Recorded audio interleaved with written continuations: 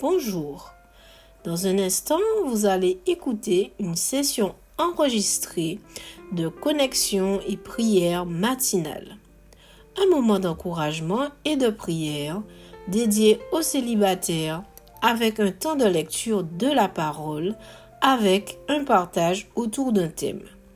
Même si vous écoutez en différé, nous croyons que ces moments vont tout autant vous faire du bien car la parole de Dieu est vivante. Installez-vous et ouvrez votre cœur à ce que Dieu veut vous dire. Si vous souhaitez plus d'informations, vous pouvez nous écrire à l'adresse mail suivante speak.celib@gmail.com speak speak .celib celib@gmail.com. Je vous souhaite une excellente écoute. Soyez bénis.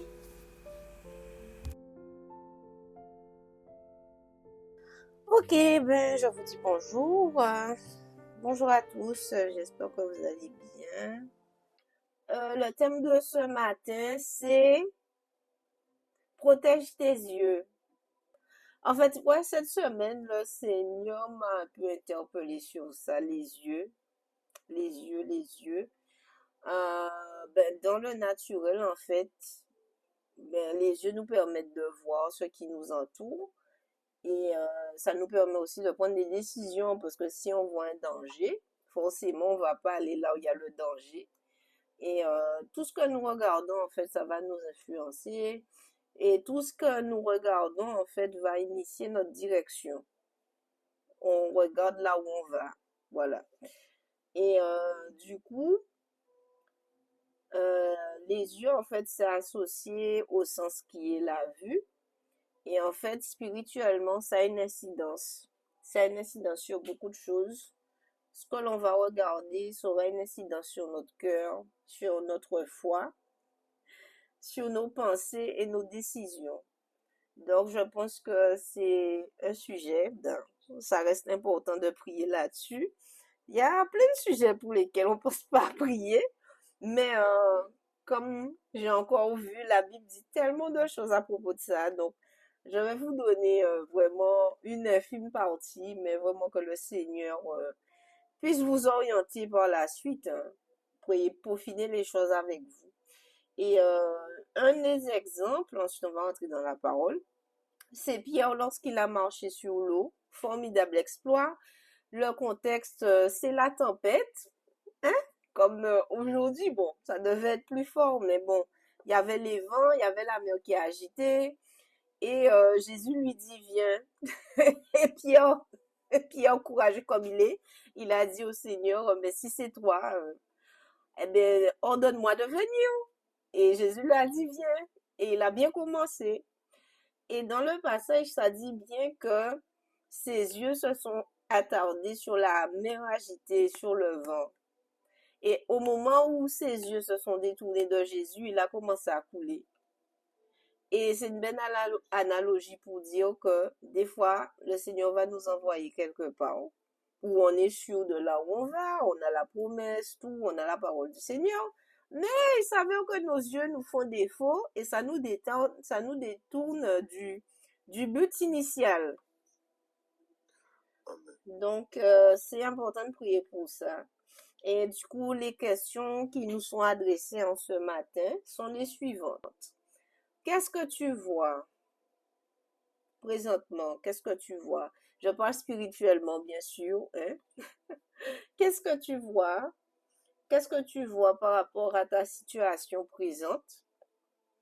Quel regard que tu as vis-à-vis du célibat, puisque je le rappelle, c'est une réunion pour les célibataires, mais il semblerait que la manière dont on perçoit le célibat aussi peut nous détourner de ce que le Seigneur nous a dit. Donc, comment tu vois ton célibat? Est-ce que tu fais attention à ce que tu regardes? Et qu'est-ce que tu mets devant tes yeux? Qu'est-ce que tu mets devant tes yeux? Et donc, avant d'aller plus loin dans cette réflexion, nous allons dans la parole. Et on va lire ensemble des passages qui parlent en tout cas des yeux. Qu'est-ce qui se passe avec les yeux? Premier passage, Matthieu 6, 22. L'œil est la lampe du corps. Si ton œil est en bon état, tout ton corps sera éclairé. Mais si ton œil est en mauvais état, tout ton corps sera dans les ténèbres.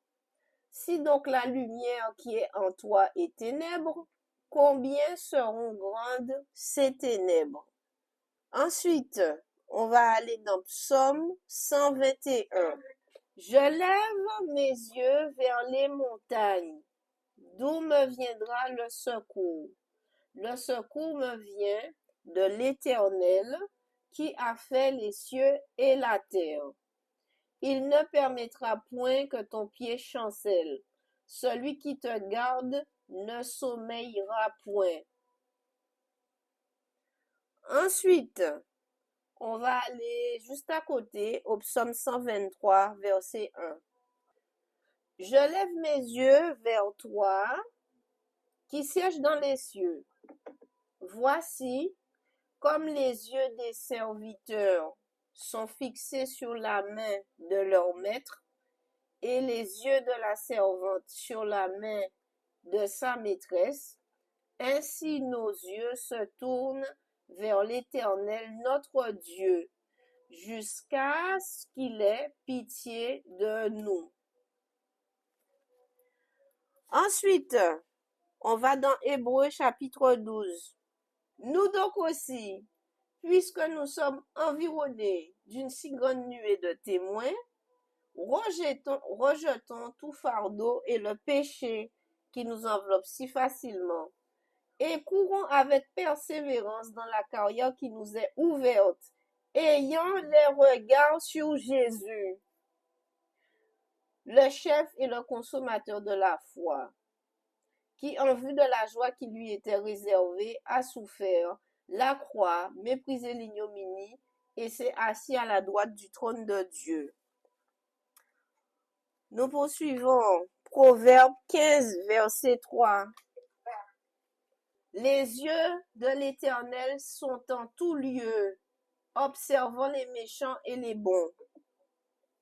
Les yeux de l'Éternel sont en tout lieu, observant les méchants et les bons. Parenthèse, Dieu aussi a des yeux et regarde. Voilà. Ensuite, Ésaïe 41, verset 10. Ne crains rien, car je suis avec toi. Ne promène pas des regards inquiets, car je suis ton Dieu. Je te fortifie, je viens à ton secours, je te soutiens de ma droite triomphante. Psaume 146, à partir du verset 5, pardon. Heureux celui qui a pour secours le Dieu de Jacob, qui met son espoir en l'Éternel, son Dieu. Il a fait les cieux et la terre. C'est revenu plusieurs fois ça. La mer et tout ce qui s'y trouve. Il garde la fidélité à toujours. Il fait droit aux opprimés. Il donne du pain aux affamés. L'Éternel délivre les captifs. L'Éternel ouvre les yeux des aveugles. L'Éternel redresse ceux qui sont courbés. L'Éternel aime les justes. Fin. Psaume 16, 8 à 9. J'ai constamment l'Éternel sous mes yeux. Quand il est à ma droite, je ne chancelle pas. Aussi mon cœur est dans la joie, mon esprit dans l'allégresse, et mon corps repose en sécurité. J'ai constamment l'Éternel sous mes yeux. Quand il est à ma droite, je ne chancelle pas. Aussi mon cœur est dans la joie, mon esprit dans l'allégresse, et mon corps repose en sécurité. Et on finit avec Proverbe 27, 20. Ça nous dit ceci: le séjour des morts et l'abîme sont insatiables. De même, les yeux de l'homme sont insatiables. Eh ben, dis donc, mi parole, mi. Ah, nous avons Un collègue qui nous rejoint là. Bon, très bien. Donc, première chose, c'est vrai que avant qu'on parle de nos yeux à nous, c'est important de parler des yeux de l'Éternel, puisqu'on a vu que les yeux de l'Éternel, ils sont sur les bons et sur les méchants.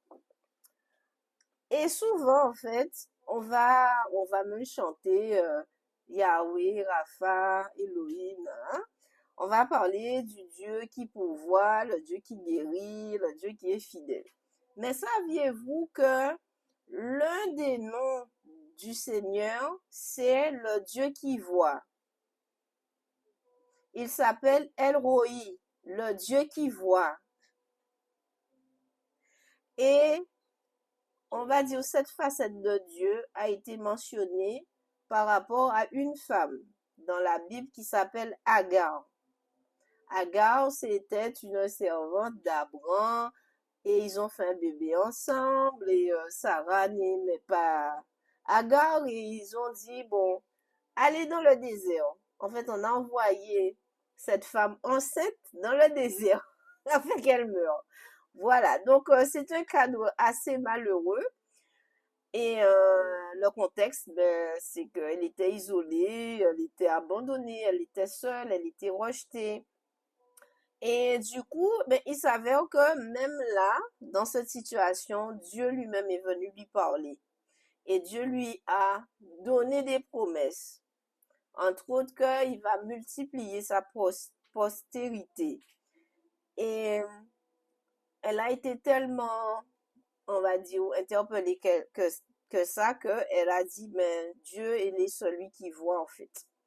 Et ce que je veux nous dire en ce matin, c'est que même si les hommes avec un grand H nous méprisent dans ce célibat, et oui, peut-être, je sais pas qui parmi nous, voilà, c'est compliqué ces temps-ci, mais même si on a l'impression d'être à l'écart, d'être invisible à l'église, hein, d'être oublié, hein, sachons que Dieu nous regarde parce que son nom est celui qui voit. Et il nous regarde avec amour et que ça. Dieu nous regarde qu'avec amour. Non seulement il nous voit, mais il nous entend et il a un plan pour nous.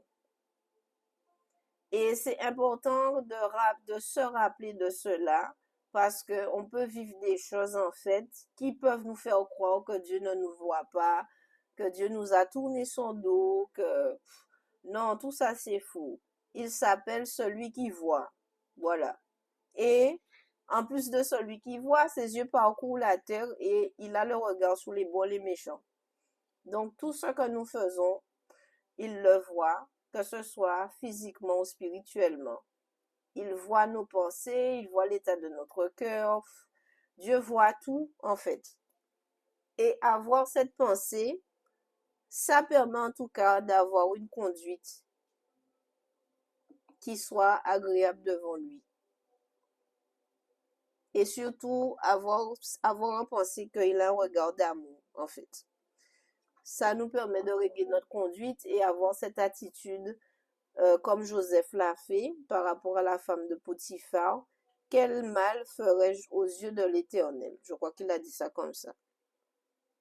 Donc, c'est le premier encouragement que je voulais nous communiquer en ce matin.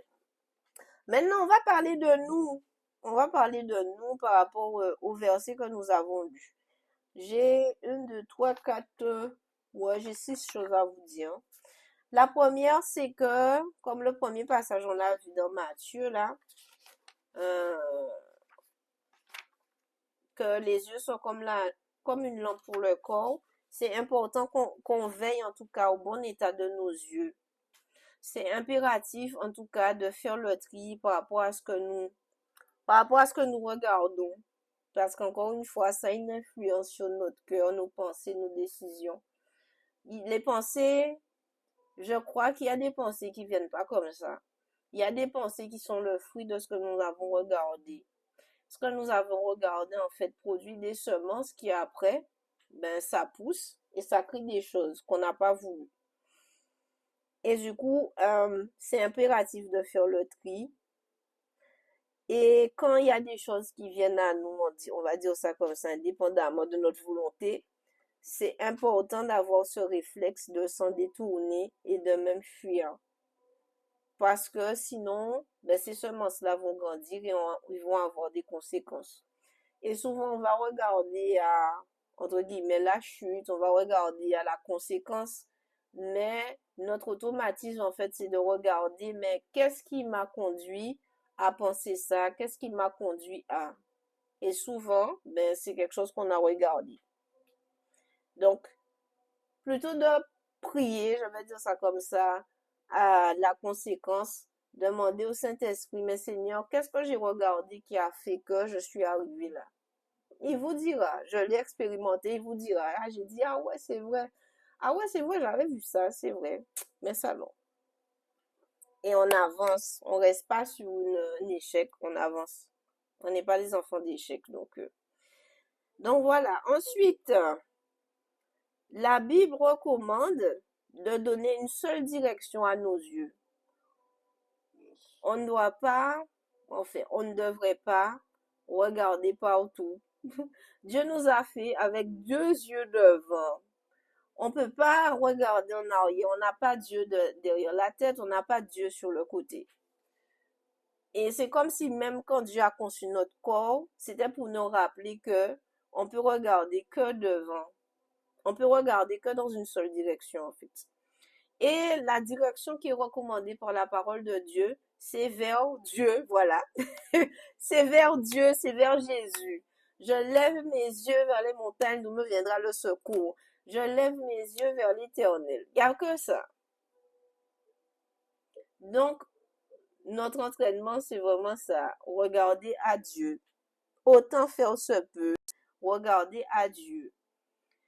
Mais le défi, c'est que, ben, en fait, nos yeux bougent, en fait. On n'a pas des yeux fixes.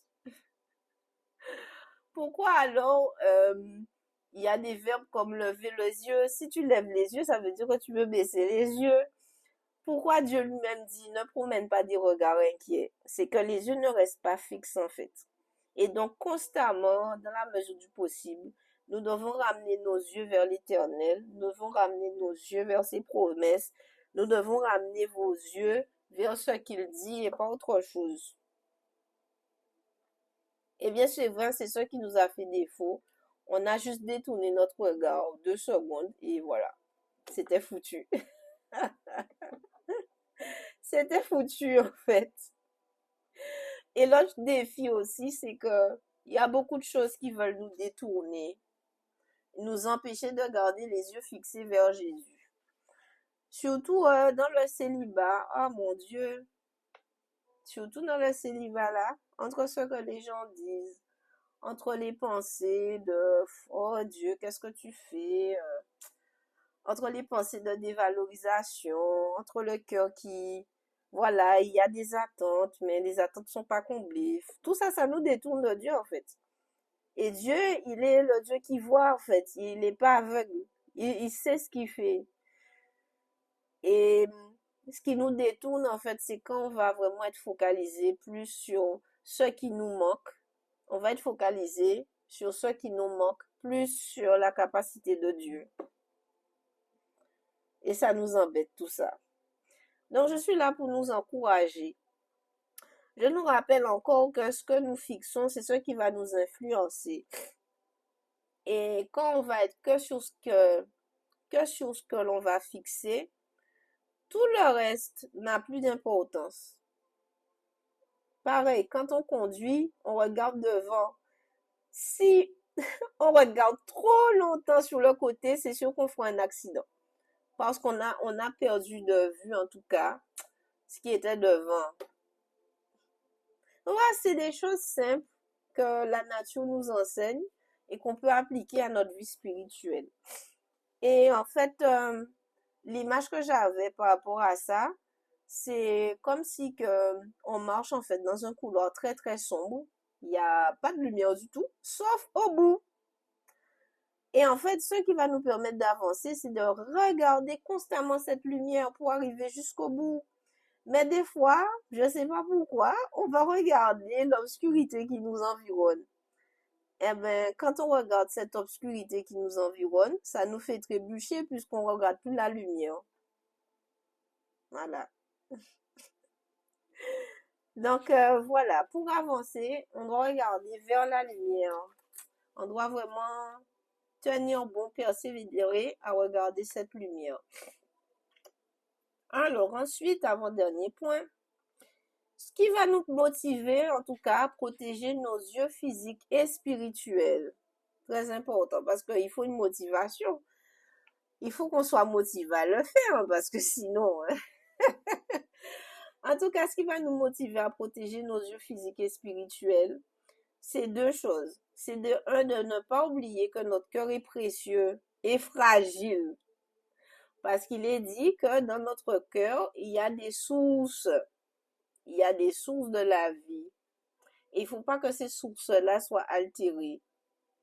Et le cœur, c'est le lieu, en tout cas, nous le chantons, nous le prions. Seigneur, viens régner dans mon cœur. Donc, il faut que ce lieu-là soit consacré. Il faut que notre cœur soit consacré. Il faut que notre cœur soit consacré.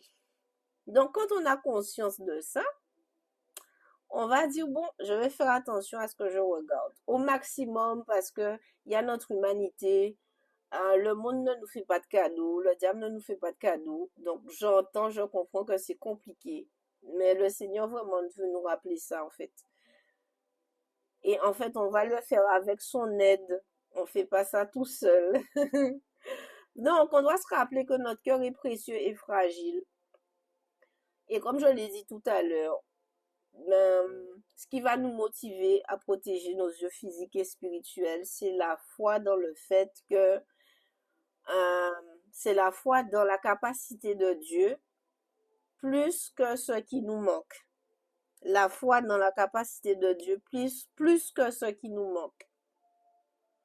Voilà. Et dernier point, c'est que pour pouvoir bien voir, on a besoin de lumière. S'il n'y a pas de lumière, on voit rien. On parle des yeux, tout ça, mais s'il n'y a pas de lumière, on voit pas en fait. Donc on a besoin de lumière de base.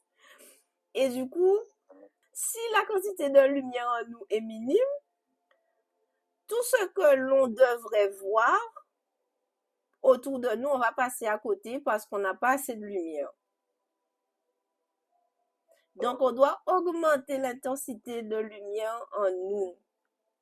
Et la lumière, c'est Christ. La lumière, c'est Christ. Jésus est la lumière du monde. Il vit en nous par son esprit, donc la lumière, elle est là en fait. Et en fait, plus en fait on sera blindé en Christ, même s'il y a l'adversité, celle-ci ne va pas nous influencer.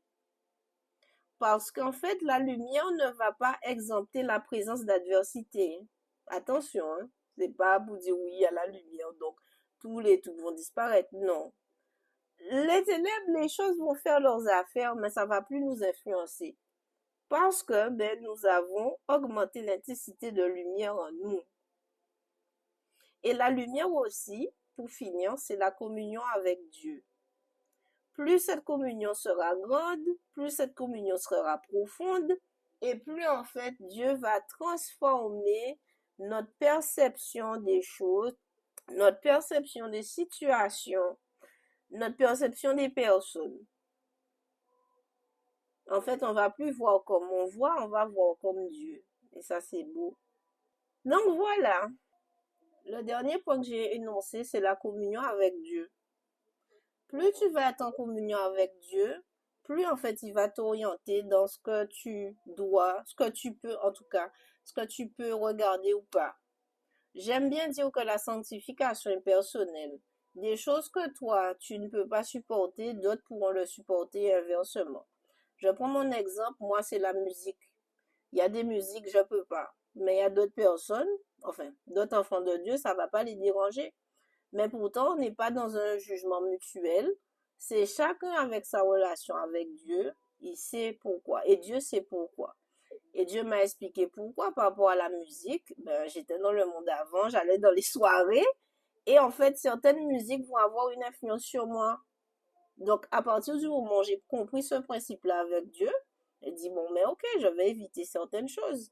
Bien entendu, si je suis à Carrefour, je vais entendre une musique, voilà. J'ai pas le choix de, mais c'est là où je reviens à ma communion avec Dieu qui me permet de supporter en tout cas ce que je vais entendre autour de moi. Des fois, il n'y aura pas le choix. C'est une question de focus. Et en fait, il faut aussi assumer le positionnement parce qu'on peut se dire, bon, ouais, mais les autres, ils regardent. Non, le Saint-Esprit en toi te dit de pas regarder. Il sait pourquoi, il sait quel. Encore une fois, les choses qu'on regarde, il y a des semences. Mais le truc, c'est que le positionnement, ce sera pas tout le temps facile, hein. Et c'est pour ça que notre intimité avec Dieu doit vraiment grandir pour avoir la force de se positionner, même avec des frères et des sœurs, sans rentrer dans un conflit, encore une fois. Parce que des fois, on veut communiquer notre sanctification aux autres. Non, la relation avec Dieu, il fait avec chacun. Et des fois, on veut dépasser les bornes, dire, mais non, mais faut pas faire ça, mais c'est ta relation avec Dieu. Le Seigneur saura, le Seigneur saura interpeller cette personne au moment où il faut. Mais ça, c'est pas notre rôle, en fait. C'est pas notre rôle. Notre rôle, déjà, on a déjà travaillé avec nous et Dieu, là. Euh, la seule fois où la Bible demande, en tout cas, d'intervenir, c'est si on voit que la personne, elle a péché. Ok. Alors, ben, je vais énoncer les différents sujets. On va se baser aussi sur la parole, c'est important. Et la première pensée que j'ai eue, c'est pour vous les frères. Il faut qu'on prie pour vous parce que c'est vraiment particulier. Je sais que les hommes sont plus sensibles aux choses qui les entourent et ça a des défis, ça génère des défis qui sont quand même complexes par rapport à la sanctification. Par rapport à la sanctification, ouais, je sais que c'est pas évident. En tout cas, le Seigneur m'interpellait dessus. Ça, les gars. Bon, si vous, ça va, tant mieux. Mais on va penser aux frères. Si vous avez en tête des frères que vous connaissez, vraiment que demandez au Seigneur la grâce, ben, d'aider tout à chacun pour que, voilà, il ne soit pas tenté au-delà de ses forces. Et que vraiment que le Seigneur les aide par rapport à ça. Ok, eh ben on va prier maintenant, hein. Donc du coup, Seigneur, on veut te dire merci en ce matin. Merci pour ta parole qui est bonne. Merci pour ta parole qui nous recadre. Merci Seigneur pour ta parole qui nous dirige aujourd'hui. Et vraiment, tu as voulu nous interpeller sur les yeux. Alors Seigneur, simplement, je veux te remettre les yeux de tous mes frères qui sont ici présents, des frères auxquels je pense là maintenant, Seigneur. Tu sais comment, Seigneur, les combats peuvent être difficiles. Et comme on l'a vu, eh ben, il suffit de regarder une seule chose et après ça a des incidences. Alors Seigneur, que vraiment tu puisses les fortifier dans ce domaine, que tu puisses les aider, Seigneur, à se positionner au nom de Jésus. Et que s'il y a quelque chose qui vient à eux, Seigneur, qui n'a pas été prévu, Seigneur, aide-les à se positionner pour qu'ils puissent détourner leur regard, qu'ils puissent fuir même comme Joseph l'a fait par rapport à la femme de Potiphar au nom de Jésus. Donne-leur, Seigneur, la force de fuir. Donne-leur, Seigneur, la force de, en tout cas, ne pas cultiver la semence qui a été déposée, Seigneur, au nom de Jésus. Et vraiment, nous brisons toute semence que le diable a voulu mettre, que ce soit cette semaine ou avant. Toutes ces semences-là, nous voulons déclarer qu'elles sont annulées dans le nom de Jésus. Et je prie, Seigneur, que tu renouvelles les pensées, que tu renouvelles, Seigneur, la vision, que tu renouvelles la mentalité, Seigneur. En tout cas, que ta main, Seigneur, soit sur chacun d'entre eux. Fortifie-les vraiment, Seigneur. Donne-leur la force, Seigneur, de pouvoir se positionner face à toutes ces choses au nom de Jésus. Amen. Amen. Allez, on va aller dans Éphésiens 1. Je prends les passages et on se base dessus. Éphésiens 1, 16 à 19. Voici ce que nous dit ce passage. Paul disait ceci: Je ne cesse de rendre grâce pour vous, faisant mention de vous dans mes prières, afin que le Dieu de notre Seigneur Jésus-Christ, le Père de gloire, vous donne un esprit de sagesse et de révélation dans sa connaissance, et qu'il illumine les yeux de votre cœur pour que vous sachiez quelle est l'espérance qui s'attache à son appel, quelle est la richesse de la gloire de son héritage qu'il réserve aux saints, et quelle est envers nous qui croyons l'infinie grandeur de sa puissance se manifestant avec efficacité par la vertu de sa force. Alors, Seigneur, comme Paul, je veux prier pour que tu nous accordes non seulement cet esprit de sagesse pour pouvoir aussi nous positionner, cet esprit de sagesse, Seigneur, pour pouvoir faire attention, Seigneur, à ce que l'on regarde, ce que l'on va choisir comme loisir, ce que l'on va choisir comme divertissement. Accorde-nous vraiment, Seigneur, cet esprit de sagesse. Et Seigneur, tu dis dans ta parole que si on en a besoin de demander. Donc ce matin, Seigneur, nous te demandons cela, même pour pouvoir faire attention dans le divertissement, Seigneur, dans des choses pour nous détendre. Merci, Seigneur, de nous accorder aussi cet esprit de révélation, que vraiment tu accordes, Seigneur, à chacun cette révélation de ce qu'il peut regarder ou pas, parce que la sanctification, Seigneur, est propre à chacun. Accorde en tout cas à chacun cette révélation de ses limites. Apprends à chacun, Seigneur, à se connaître. Apprends chacun, Seigneur, à connaître ses limites, ce qu'il peut, ce qu'il ne peut pas faire. Mais surtout, nous prions en ce matin que tu illumines les yeux de notre cœur, que notre cœur, Seigneur, en tout cas, soit illuminé sur ta grâce, soit illuminé, Seigneur, sur tes promesses, soit illuminé sur l'espérance, Seigneur, l'espérance qui ne faillit pas, l'espérance qui ne finira jamais. Merci, Seigneur, de amplifier cette espérance qui s'attache à nos appels respectifs. Merci, Seigneur, d'amplifier notre vue, d'orienter notre vue, Seigneur, sur ce que tu promets, d'orienter notre vue, Seigneur, sur ce que tu dis, parce que, Seigneur, ta parole est précieuse. Seigneur, sans toi, on ne peut pas faire. Seigneur, sans toi, on ne va pas y arriver. Donc, vraiment, je prie en ce matin que tu illumines les yeux de notre cœur et que tu nous aides dans tous les défis quotidiens par rapport à ce que nous voyons. Peut-être nous sommes dans des environnements où il y a des choses qu'on ne peut pas écarter. Mais alors, Seigneur, nous prions afin que tu fortifies tout à chacun dans le nom de Jésus. Amen. Ensuite, on va dans le psaume 119. Ça aussi, c'est une prière qui a été faite. Si vous ne savez pas prier, prenez les prières de la Bible. Voilà. Prenez les prières de la Bible. Ce sont des sujets qui sont actuels. Ce ne sont pas des vieux sujets. Mais voilà. Si vous ne savez pas, allez dans ces passages-là. Donc, on est dans le psaume 119, verset 37.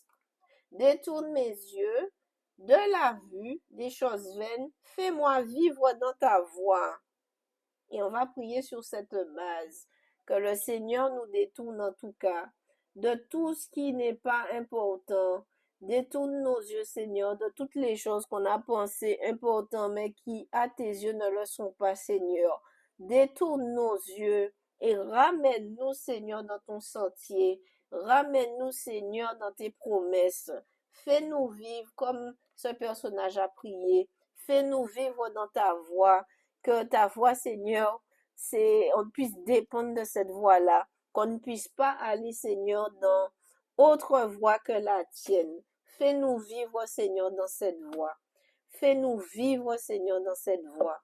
Fais-nous vivre, Seigneur, dans tes voies. Fais-nous vivre, Seigneur, dans tes voies. Parce que les défis sont grands. En dehors de toi, il n'y a rien. En dehors de toi, il n'y a rien qui est à ta hauteur. En dehors de toi, Seigneur, il n'y a rien qui peut nous combler, qui va nous combler, qui peut nous combler, c'est que toi, Seigneur.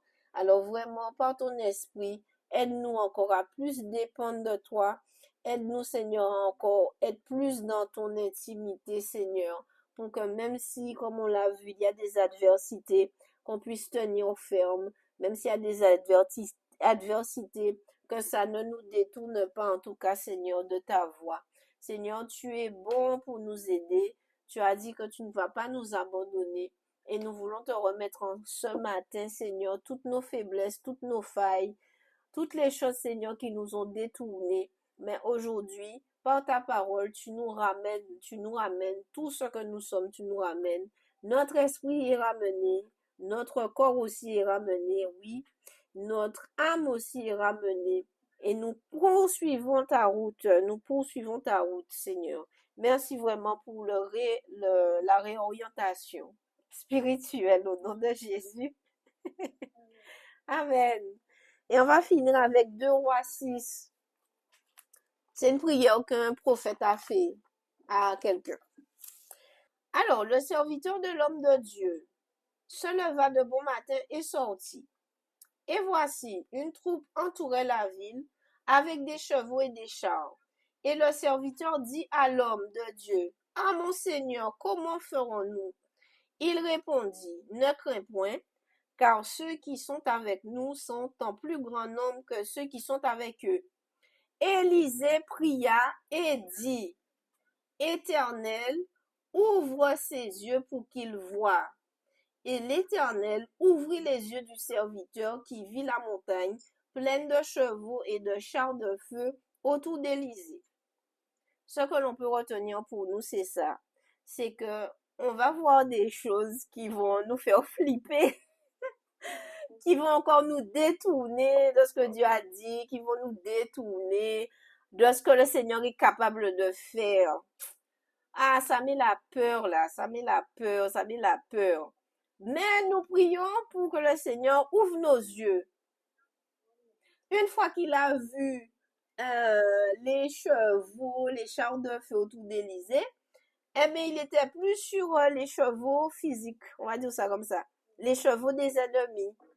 Là, il était que focus sur les chevaux que le Seigneur a envoyés. Donc, vraiment, nous devons prier pour que le Seigneur ouvre nos yeux, pour voir ce que le Seigneur a prévu, qu'on ne regarde pas à, on va dire, la situation présente, qu'on ne regarde pas aux attaques de l'ennemi, même si c'est difficile. Mais encore une fois, qu'on regarde à la capacité de Dieu, qui peut nous délivrer, la capacité de Dieu qui est fidèle, qui fait toutes sortes de choses pour qu'on ne s'éloigne pas. Amen. Ainsi, Seigneur, nous voulons te présenter nos yeux en ce matin. Que vraiment tu puisses ouvrir nos yeux sur ta capacité. Ne nous laisse pas dans l'ignorance. Ne nous laisse pas, Seigneur, dans le doute. Ne laisse personne, Seigneur, dans la peur. Mais que tu puisses ouvrir nos yeux afin de voir, Seigneur, ce que tu as prévu dans l'adversité, dans le défi, dans les choses qu'on traverse. Parce que tu es un Dieu qui agit. Tu es l'Éternel fort et puissant, puissant dans les combats. Tu es le puissant guerrier, Seigneur. C'est toi qui es avec nous, c'est toi qui nous soutiens. Tu ne laisses personne à terre, Seigneur, mais tu es là pour relever, Seigneur. Et nous voulons te présenter, en tout cas, tout ce qui nous fait peur, tout ce qui encore nous intimide, toutes les montagnes, Seigneur, toutes les choses, en tout cas, que pour nous, ça ressemble à des montagnes, mais pour toi, ce sont des collines. Pour toi, Seigneur, ce sont des collines. Pour toi, Seigneur, ce sont des collines. Alors, Seigneur, ouvre nos yeux vraiment afin de voir ta main à l'œuvre. Parce que ta main est à l'œuvre. Ta main est puissante pour agir dans toutes sortes de situations. Merci de réaffiner la confiance. Merci de renforcer la confiance en toi, Seigneur. Et vraiment que toutes sortes de peurs ne prospèrent plus dans nos cœurs au nom de Jésus. Qu'aucune forme d'intimidation, aucune forme de doute ne prospère dans les cœurs au nom de Jésus. Et je veux déclarer que nous sommes pleins d'assurance en Christ. Ce n'est pas notre assurance humaine, ce n'est pas notre assurance en nos compétences, ce n'est pas notre assurance même en ce que les gens vont dire. Mais notre assurance réside, Seigneur, dans ce que tu dis et dans qui tu es. Alors vraiment, Seigneur, aide-nous vraiment à aller plus loin avec toi. Aide-nous, Seigneur, dans la lecture des Écritures, en parcourant ta parole. et vraiment que toutes ces paroles-là puissent renforcer notre foi parce que tu es le rémunérateur de ceux qui croient en toi. Tu es le rémunérateur de ceux qui te cherchent, Seigneur. Alors que tu donnes, Seigneur, cet engouement pour continuer à te chercher, même si c'est difficile, au nom de Jésus. Amen.